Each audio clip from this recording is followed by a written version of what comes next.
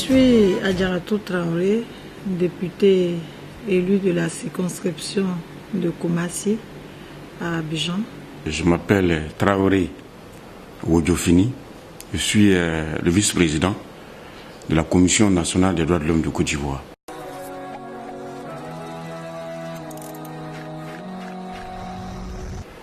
C'est d'abord un fait de la vie. La présence des femmes dans les sphères de décision ne date pas d'aujourd'hui.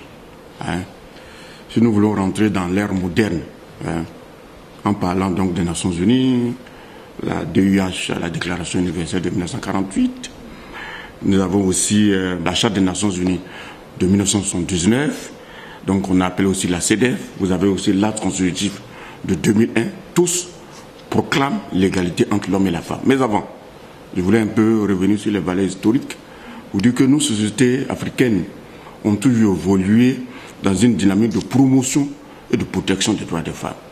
Pour faire la grande Hatshepsut, première femme roi des hommes, dans les années 1789, avant Jésus-Christ. Je vous parle de l'Égypte ancienne. Et cette femme-là, en tant que roi, a dirigé l'Égypte ancienne pendant 20 ans, donc un pouvoir sans partage. Donc ce n'est vraiment pas une nouveauté pour nos politiciens, nos activistes, mais juste dire que la femme anciennement était leader. Et elle reste leader, elle restera toujours leader. Vous savez, notre constitution, la nouvelle d'ailleurs, a proclamé l'égalité entre l'homme et la femme et est même allé plus loin. Dans son préambule, proclame l'égalité entre l'homme et la femme dans toutes les sphères de décision. Mais aller plus loin pour parler de la question de l'emploi. C'est une très bonne chose parce que est-ce qu'il est possible d'avoir une femme qui soit juste à la maison pour ne s'occuper que de l'enfantement et de l'allaitement? Je ne pense pas. Je pense qu'en commençant par l'emploi, en constitutionnalisant cette valeur-là, l'État ivoirien a compris quand même un enjeu. Mais nous, activistes, nous souhaitons aller plus loin. Et vous avez aussi l'acte constitutif de la CEDEAO qui proclame l'égalité entre l'homme et la femme et souhaite qu'on aille plus loin pour parler de quotas. 30% dans les sphères de décision. Vous pouvez être dans un emploi, sage-femme, secrétaire, mais si vous n'avez pas un poste de décision, vous ne pouvez pas influencer la vie de la femme et donc la vie de la nation. Et donc les Nations Unies ont vu juste en disant effectivement qu'il faille constitutionnaliser pour nos pays africains, constitutionnaliser le quota. Donc 30%. 30% c'est quoi? C'est dans toutes les sphères de décision, on doit désormais avoir 30% de femmes. Quand je prends par exemple la mairie de Cocody où nous sommes, dans le leadership de la mairie de Cocody, on doit avoir 30% de femmes et 70% d'hommes. C'est la même chose pour les institutions de la République. Je parle aujourd'hui de la République de Côte d'Ivoire, donc la présidente de la République, je parle du Parlement, je parle du Conseil économique et social, je parle de la Commission nationale des droits de l'homme de Côte d'Ivoire. Nous avons la chance d'avoir à notre tête une dynamique femme pour promouvoir et protéger les droits des femmes. Et donc, quand on fait le constat, on se dit, l'État a fait un effort, mais beaucoup reste à faire. Beaucoup reste à faire quand on regarde les chiffres. Vous avez dans le pouvoir exécutif, donc la présidente de la République, c'est un homme à la tête de notre nation. Vous avez le vice-président, c'est un homme à la tête de notre nation. Vous avez le premier ministre, c'est un homme à la tête de notre nation. Vous avez le gouvernement qui gère les affaires quotidiennes de notre nation. Vous avez 6 sur 29 membres du gouvernement, soit 20,60%. Vous allez plus loin dans la représentation nationale. C'est le Parlement. Vous avez en 2016 29 femmes sur 255 députés. Un pourcentage de 11,37%. Faisons un peu la soustraction. Les Nations Unies parlent de 30%. Nous, on oscille entre 1% et 12%. Vous voyez un peu le gap? Et disons que nous avons des efforts. Nous devons encore nous battre pour gagner ce gap de 20% pour aller à 30%. Donc c'est un grand travail qu'il faille faire. C'est une mobilisation générale qu'il faille faire. Et je pense que la Commission nationale des droits de l'homme de Côte d'Ivoire en a fait son combat personnel. Dans tous nos programmes, nous mettons l'accent sur la promotion et la protection des droits des femmes. Nous ne mettons pas les femmes au bas de l'échelle, mais nous les positionnons au plus haut niveau pour qu'effectivement on puisse donner quand même un souffle nouveau, on puisse respecter les engagements internationaux.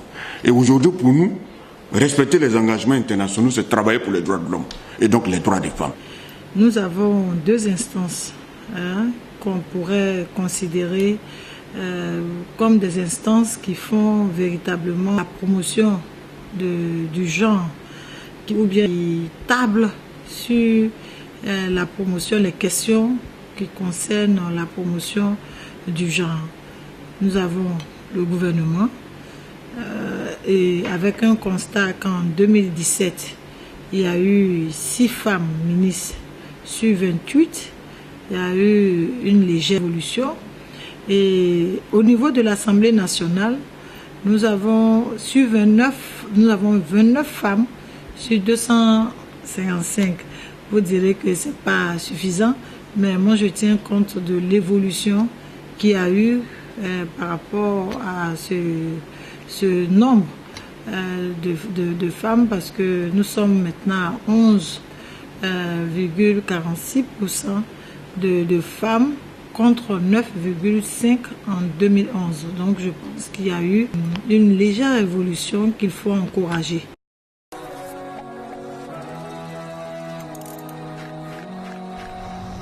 L'autonomisation de la femme, je prends un exemple tout simple.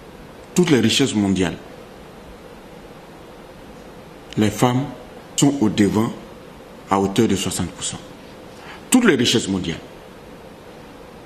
Mais peu de femmes ont les moyens pour être autonomes.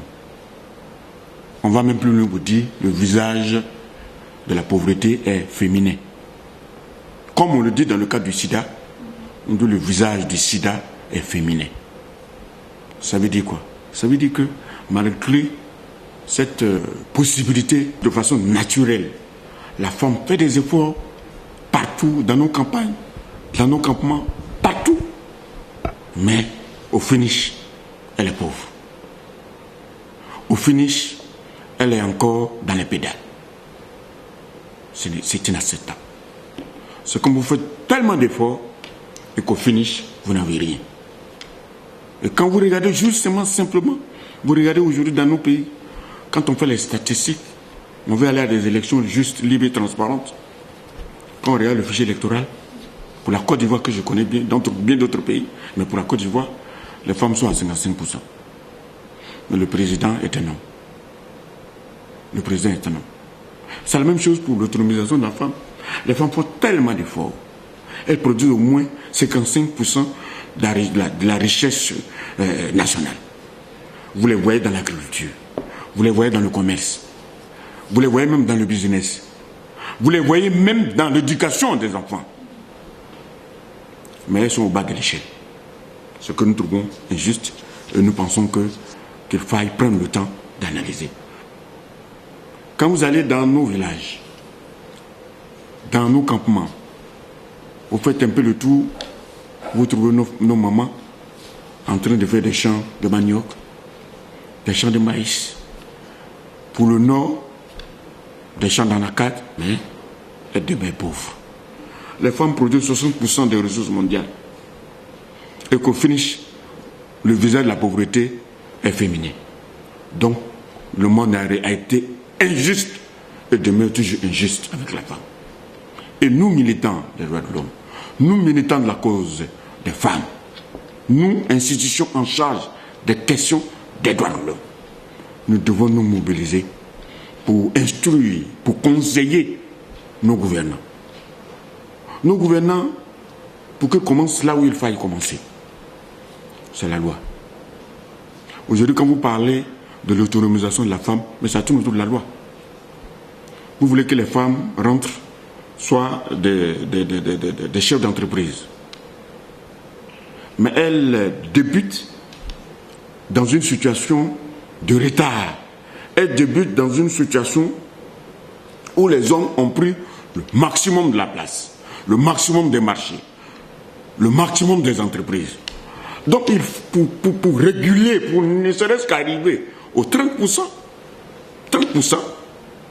d'accès aux sources de financement, il faut qu'on fasse appel à nos députés. L'autonomisation économique de la femme est essentielle et à mon avis, le ministère a été bien inspiré de choisir ce thème parce que pour moi, cette autonomisation permet aux femmes ou bien inculque les compétences nécessaires aux femmes pour participer pleinement à la vie économique et dans tous les secteurs de leur pays.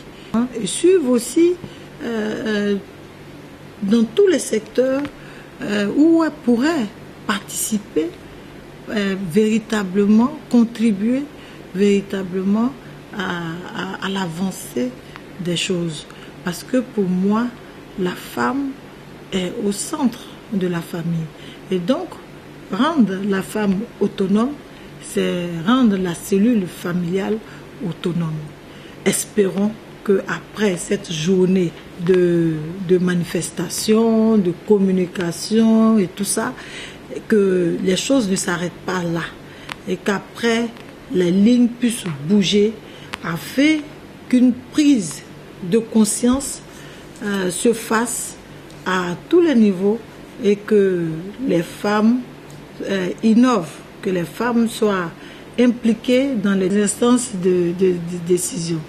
Par exemple, promouvoir favorablement à l'égalité des sexes au niveau de la gouvernance des entreprises, renforcer la non-discrimination entre les hommes et les femmes et promouvoir l'éducation, la formation et le développement professionnel des femmes. Il est important que les jeunes filles puissent être inscrites à l'école. L'appui des initiatives, des organisations non gouvernementales comme le RIDEF, que je connais, que je salue au passage pour toutes ces actions, les différentes catégories de personnes, parce que j'ai été suivi un peu, j'ai partagé avec le RIDEF un combat que nous avons mené pour l'amélioration des conditions de vie du personnel domestique.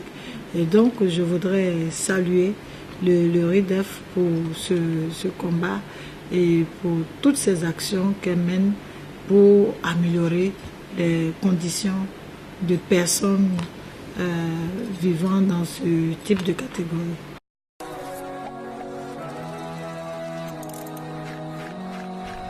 Le débat sur le genre en Côte d'Ivoire a toujours été un peu buté sur l'aptitude des femmes à pouvoir diriger. Il y a tellement de préjugés, les contestations, des idées préconçues sur le pouvoir ou bien la compétence des femmes. Mais moi je pense que, hélas, ce sont des préjugés qui n'en valent même pas la peine d'être, parce que la femme, quand elle veut, elle peut. L'heure est à la mobilisation, l'heure est au rassemblement, l'heure est à l'analyse profonde de la situation de la femme. L'heure n'est plus à discuter de quoi que ce soit. Le problème est, le contexte est identifié, est analysé. Le problème est identifié. Et la solution est trouvée, tout trouvée. Et la solution est tout trouvée. Et donc aujourd'hui, la Commission nationale s'engage, s'apprête à accompagner les femmes de Côte d'Ivoire.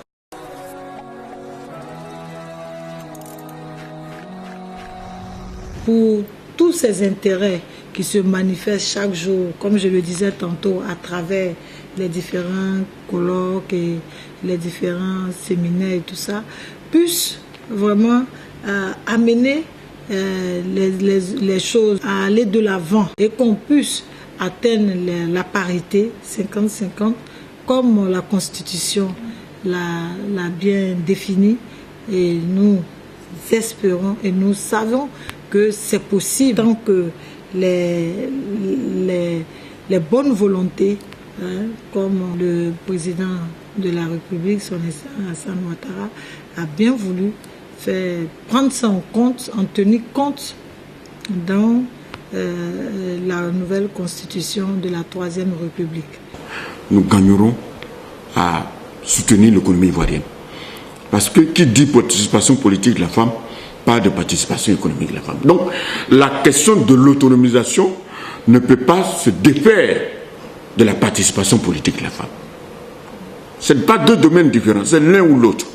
Quand la femme est politiquement engagée, politiquement avertie, vous voyez que son entourage est sain, vous voyez que ses enfants vont à l'école, dans les grandes écoles, vous voyez qu'à la maison, on mange bien, on s'en sort bien, on s'habille bien, on est content. Mais quand c'est l'inverse, vous avez la pauvreté.